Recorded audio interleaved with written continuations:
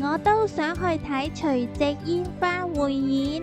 除夕煙花匯演喺夜晚12點舉行，正嗰個時你已經瞓覺啦，返屋企後喺網上揾啲煙花匯演嘅短片俾你睇啦。返到屋企，爸爸喺網上面揾有關除夕煙花匯演嘅資料。快啲，爸爸！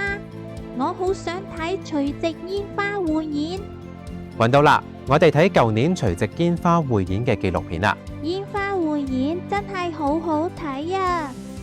係咪世界各地都會放煙花嚟迎接新年㗎？係啊，好多國家都會放煙花嚟慶祝新年，因為元旦係踏入新年嘅第一日，大家都慶祝有新嘅開始。